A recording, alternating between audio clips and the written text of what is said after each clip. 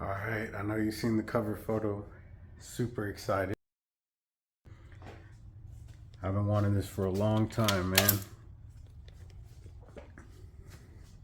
When I first got the Bell many years ago, I wanted to make it a 6-speed, but prices are nuts. So the day has finally come. I'm gonna have a shitload of work to do on this thing. Gotta cut the floor.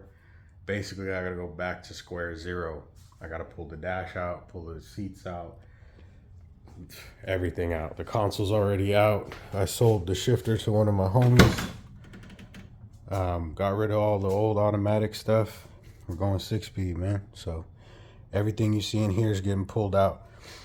I gotta put harnesses in. I gotta weld in a bar, power windows. Gotta cut the floor out. It's gonna be hectic. So this is a T56 Magnum F, which is made for the F body. Puts the shifter back a little bit further. It's got a stock bell housing, hooker, cross member. You can use a stock one, supposedly, cut it, flip it, and re-weld on the mount, but I wanted to get those little cutouts for the exhaust. If you guys watch my old exhaust video, you see what I'm talking about. So this is a 10-man fab tunnel, which isn't probably not going to work just fully bolt in, done. You know, that's all you need, but we'll see when we get there. So I got to pull the cross member out of this, and then I got to pull all these seats out. Yeah, that's it, man. Super excited. I bet y'all thought I was done, huh? No, not nowhere near done, man. This thing is going to be worked on for a long time. So appreciate the support. You already know. Actually, let me... Motor is going to be super sick. So you see them. I know I posted them up a minute ago, but we wanted those for a long time. You know, if you're not going to do it when you got the chance, when are you going to do it? You know, you can keep talking about doing it. Got to do it. Like my boy says, are you the driver or the passenger?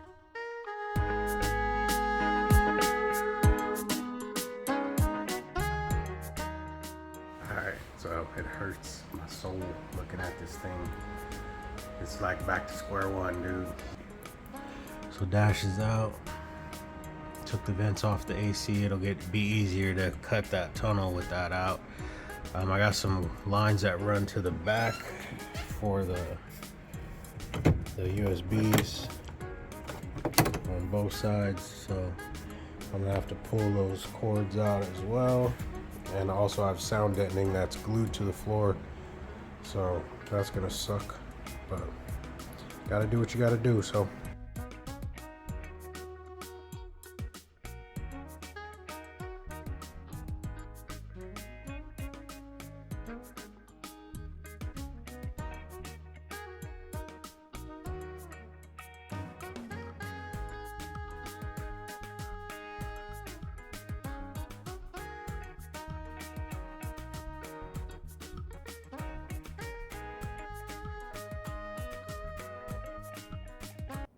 was originally going to go with that OEM bell housing, but it didn't give me the warm and fuzzies. You can see here the QuickTime gives you a little bit more room as well. Alright, so I got the floor marked. I have a little step so that I got some wiggle room. I just need a pre-hole so I can see when I put this transmission what we're looking like. So let me get in here and chop it up. I tried to use the shears, but it's like distorting the metal and it'll take forever, so I'm just going to use the wheel of death. Wish me luck.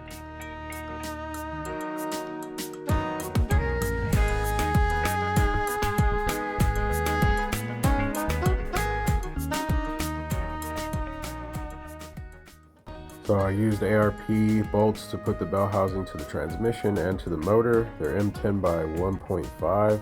I didn't show putting it in. Shout out to the homies. Sometimes you need that extra push. I was straight locked, didn't want to do nothing. They came through. Shout out to them. So I used self tappers to set it in place while I'm tacking it in.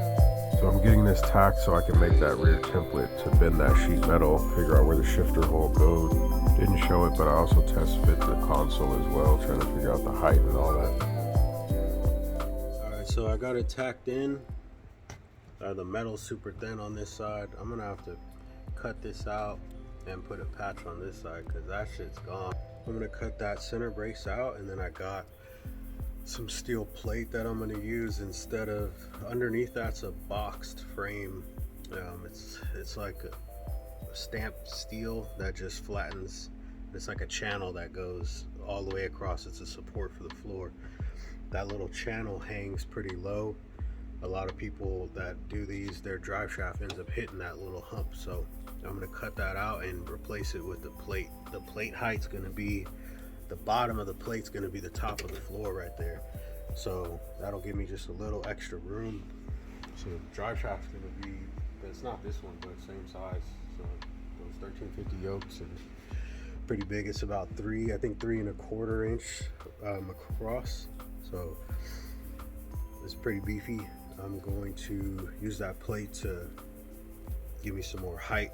So I'm just gonna cut this flat on each side and then run it up to a 90, to another 90, and try and wedge that plate into this brace so I can weld around the plate and then weld that top piece on. Tacks up top came out really good. That metal's super thick, good, not rusted. That side came out good. Can't really see that one, but that one's, yeah, it's iffy. This one's super shit. No, that one's not that bad.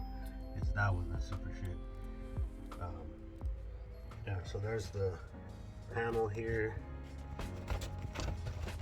This piece, I'm gonna have to make it, looks like about an inch longer, but I might still prop it up a little bit higher. I'm not sure. I just wanted to get that tacked in first so that this piece that I make is dead on. The transmission still has a plate, like a scatter shield, that goes on the back for the motor between the bell housing and the motor. So it's gonna go back about I don't know, 1/8 of an inch. This plate right here still goes on, so barely, what's that? I don't know. I'm not good with measurements, but it's about a cunt hair longer. So, yeah, anyway, so when I cut this hole, I'm gonna have to account for that. So I think I'm gonna make another template. I might just use this template, I'm not sure, but just wanted to get that in. I'm gonna try and, the reason why I tacked it in, I'm gonna cut it and tack it down the line as I cut it. So wish me luck. All right.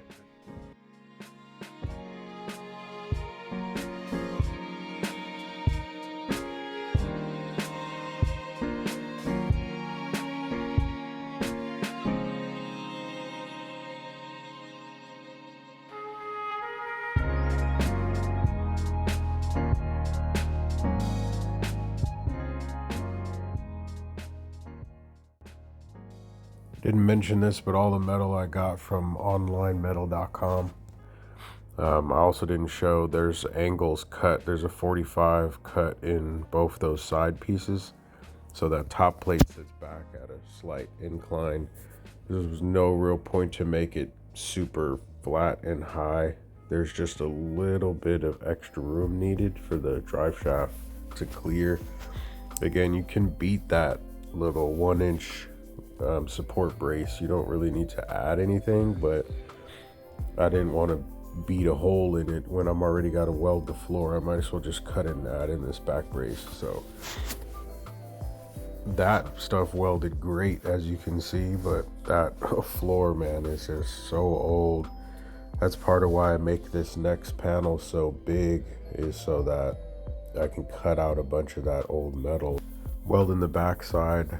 You see those little cuts on the side? I cut each side and hammered it flush, and then I welded all up. The first part of the welding done for this brace. That metal is super old, dirty, oily, rusty. So I'm gonna grind it clean where it needs to be. Like you see that in the back, it was just burning through. So I just laid an extra layer of bead there. I'm gonna grind it down smooth, and then wherever it needs more weld, I'm gonna add weld there. The bottom side is welded up. I got to do the same there too. Way more work than I'm used to as far as fabrication. So I'm not the best fabricator by a long shot.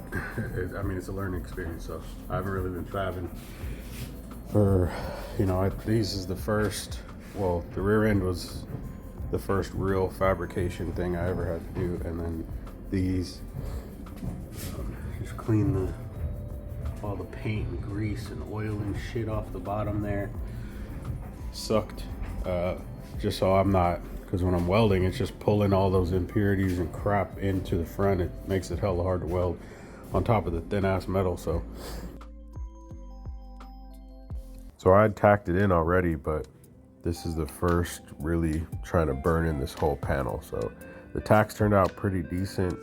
Doing these, I'm trying different ways to do it using the C-clamp. C-clamp worked great, but it's so short you can only use it for like 5 inches. So really, if I would have did it again, I would have cut that whole side piece one cut and then manipulated it to line up. I tried to do little chunks at a time, which does work and it keeps it where you want it a little better, but it would have been easier to cut a whole giant line. Trying to use the cutoff wheel here, which works, but it's so big of a cut, like, and it eats through that so quick. It just makes it harder to weld. I can definitely weld, it's unarguable now, but I mean, nowhere near calling myself a welder. So if you don't have like skills, experience, definitely don't use that cutoff wheel. Way easy to just disintegrate that metal, then you got to fill it in. Another tip that I'm not showing is after I cut the line, I did show a little bit here, I used the wire brush on a drill to clean it all up. That way you get a way better weld. So you see that little Dremel worked way better. You can't even fit a cutoff wheel up there. You just destroy stuff. So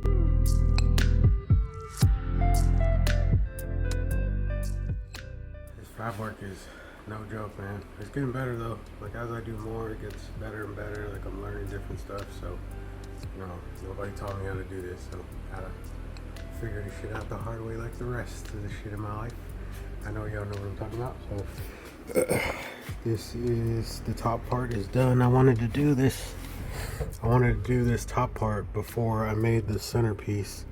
So the back is done. Get close up on these boo-boo welds. That's like a gazillion tacks that just kept burning through. The side floor was coming apart, so I just added a little bit of weld in there. That's super cold, but some of them came out better than others, as you can imagine. It's a bunch of old welds. I started to smooth these out. I'm debating whether I'm gonna go all the way flush or not. I kind of don't think I should, because it's gonna have sound deadening on it. I always wanted to go 6-speed, but I didn't think it was gonna happen anytime soon, so I put the sound deadening down, which is a mistake because it sucks trying to get that shit off, but overall it came out good. So what I'm going to do next is make this centerpiece. As you can see, there's a little piece, you see that piece of metal? So that's what I was doing. It's overlapped. You can see like that's the end of the piece and that's the end of the floor. So I'll tack, cut, and then weld. And then tack, cut, and weld. So the back piece fell out as I cut along, just to make it flush so the gap's not super big. I was using these little Dremel blades. I was going to use a cutoff wheel. You can see I started with a cutoff wheel over here, but you can't really fit a cutoff wheel at an angle over there. You can go straight, but if you go straight in, you got a big ass gap you gotta weld. So instead of going straight like this, you try and cut through both the pieces of metal. So yeah, anyways, it came out fairly good, man. Then sheet metal, super hard to weld. You know, what's this 52-year-old whatever metal is horrible. Clean it as much as you can. I had used this, which attacked my sound deadening a few times, which doesn't matter because this whole piece is coming out, that's coming out. You can see the floor is just so dirty. It's gonna suck cleaning this, but yeah, there ain't much left to do though. I'm getting closer and closer as it goes. This floor piece was a big like hurdle, so because I gotta cut and weld, I didn't want to do the wiring, I didn't want to do this crossbar till I got the power windows. The power window kit's over there, so that way I know where these switches are gonna go on the door, so I can weld in this crossbar for the shoulder harnesses. Crossbars over there on the floor. So yeah, once this floor is done and good, motor can go to the machine shop. I can start doing the wiring. I can do the fan, mounting the fan, CO2, the MAC valves. It's just, this thing is causing a lot of issues. There's a little bit of rust hole over here. I'll explain how that happened. It involves a ex-girlfriend and my cousin. Y'all are gonna enjoy that, but enough running my